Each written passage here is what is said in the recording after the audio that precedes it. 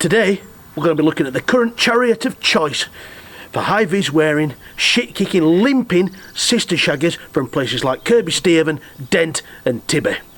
Of course, it is what is still considered in these parts the new model of Mitsubishi L200. I'm inbred, I'm an inbred, I'm a dirty, filthy, stinking, I'm an inbred, oh yes, I'm inbred, I'm an inbred from death.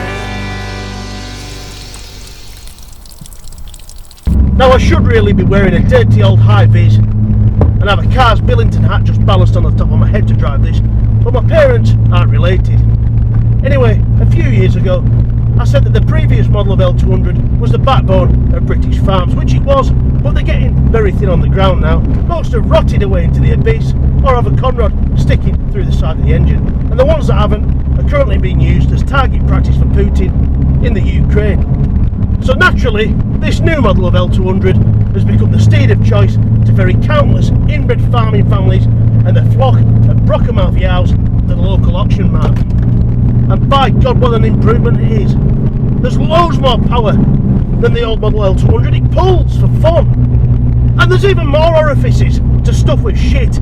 But just like the previous model of L200, it has a nasty reputation of blowing up. I don't believe this. The crack's just getting bigger!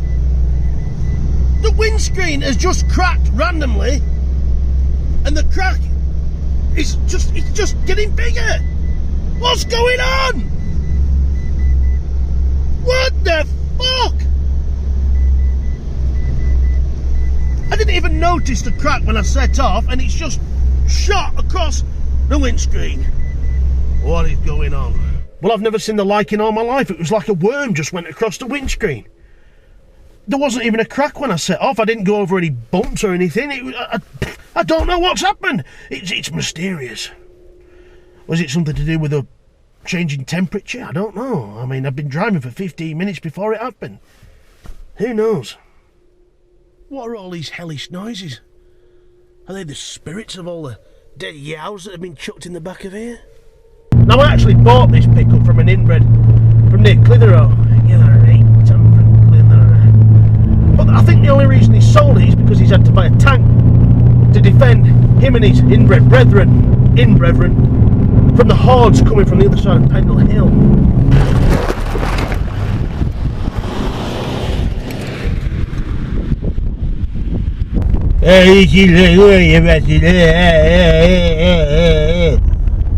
Look, everything just becomes so much more inbred when you drive one of these. I feel like I'm part of the flock.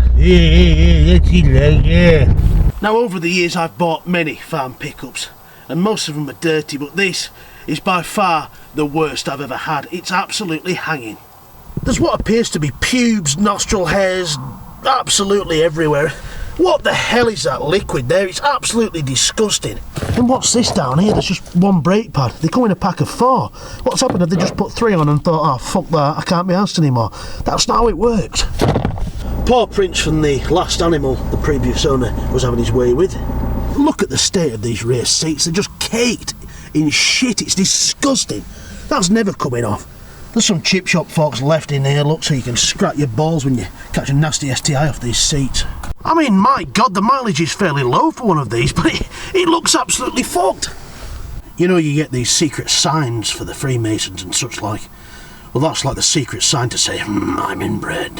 In the back, this spare set of wheels is masking the mass pile of shit in the bed. There's just a mass pile of inanimate objects and filth. And of course, there's a bit of alkathene pipe. I mean, there always has to be a bit of alkathene pipe, don't there, for slapping cows' arses and chasing the dirty little kids around the yard that haven't washed for 3 weeks. Yeah. Naked. Of course, there's plenty of bail string in the back. L200 drivers commonly use this as a belt to hold the kecks up. It also comes in handy if you twat a gatepost on your way back from a pub, you can tie your front bumper back up again. Look at those reverse lights the previous inbred owners put on. Hell, they'd be useful in places like Swaledale where you only get daylight half of the year.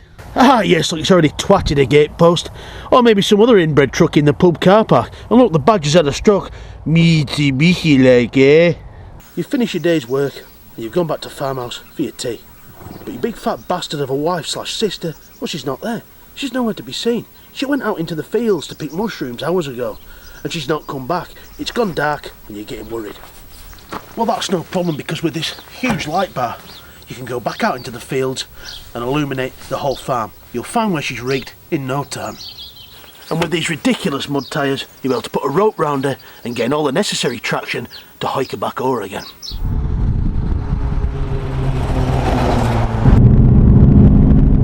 Listen to that, these mud tyres make a hell of a racket. Sounds a bit like a Heinkel HE111 flying over during the Blitz, so don't be surprised when you're driving through somewhere like Barrett. Some old duffer dives for cover when you drive past. Now under the bonnet we have the same 2.5 litre turbo diesel engine you get in every L200 in this country.